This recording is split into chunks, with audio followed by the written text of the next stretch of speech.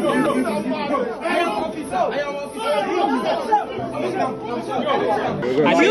breaking the law. They have not been subject to any form of harassment, nor must they pay for a residential permit. You are breaking the law. So while some African states like Ghana have put into place policies to welcome back Africans returning from the diaspora, movement within Africa still remains a sticky problem.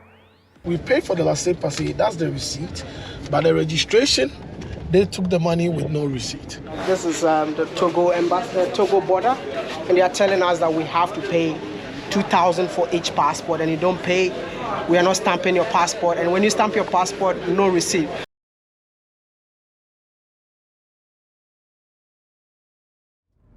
So that's Wodemaya having trouble at the Togolese border over dubious payments.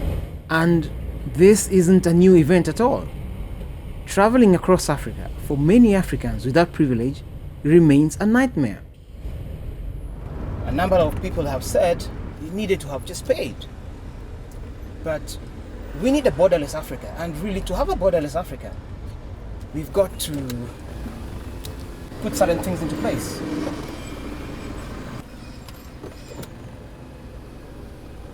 So this is Nairobi's JK airport. We're making an entry, and so this is a gateway to our borders.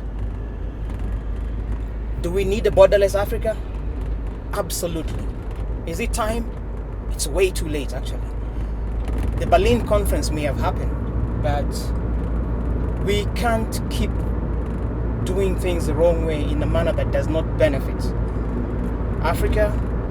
And Wodemaya, what he did, does it need support? Absolutely yes. A thumping yes. We've got to rally around people who are willing to stick the neck out. For the rest of us, it's not easy.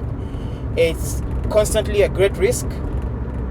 But society was never built by the faint-hearted. So those who are willing to take a jab, as it were, for the rest of us, by all means, we must support what they're doing.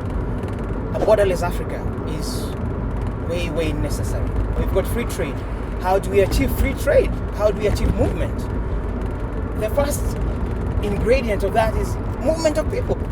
Honestly, we are doing injustice to ourselves by making traveling across Africa difficult, charging unnecessarily, and hoping that things will get better.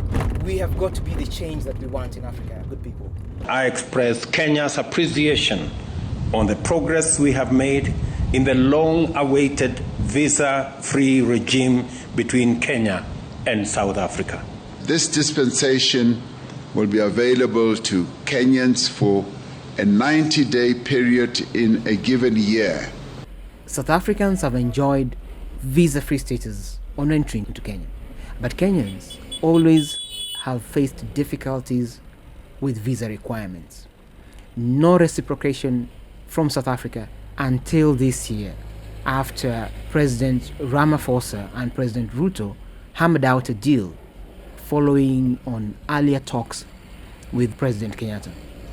Perhaps Ghana, in its Pan-African role, was a good trigger by initiating the year of return. Though now, returnees are also coming home to find some age-old problems.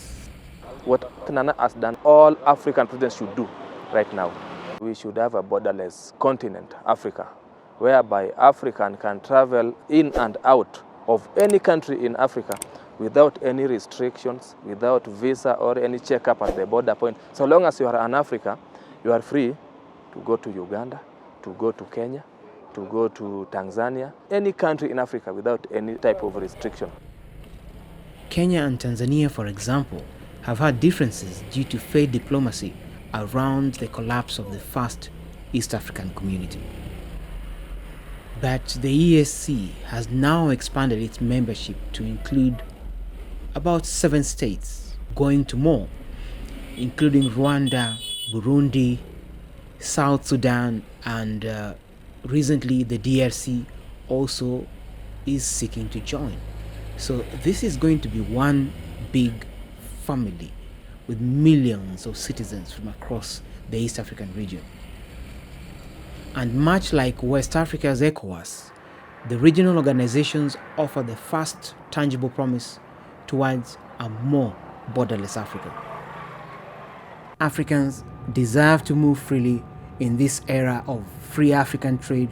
To get that to happen is to really do away with a lot of these barriers that are imposed on travel all across Africa. This is JK, Jomo Kenyatta International Airport. This is the gateway to Kenya. We have got to make this accessible to the rest of Africa, much as we do it for visitors, you know. And Wodemaya, shout out to you, my brother. Keep doing what you're doing. You're doing Africa proud, and many of us will eventually say we are at the right place because YouTubers are doing their best to put Africa on the map, but for the right reasons. So sometimes it might mean we fight in public, but there's a South African saying that hands wash each other. So we have got to be our own brother's keeper. We have got to work together and make this happen. And this really is a failure of diplomacy and age-old mistrust between African nation states. Our diplomats will have to put in the real hard work to fix these problems, to make these problems go away. We really can do better than this.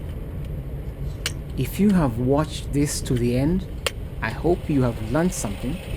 Remember to subscribe if you haven't, and if you have, thank you for your support.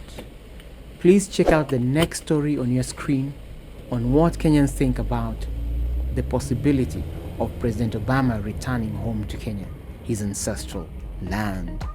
See you.